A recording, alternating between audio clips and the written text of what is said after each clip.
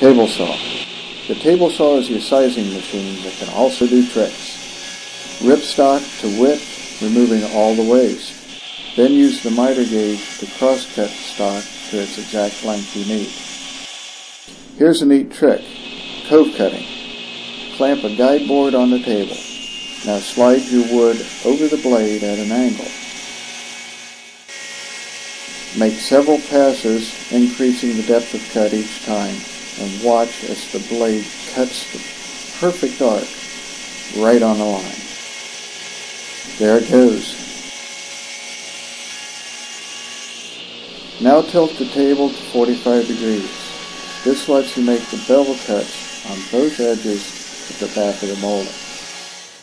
Finally, tilt the miter gauge and the table to solve your compound miter joint to join the molding at the corner. Perfect.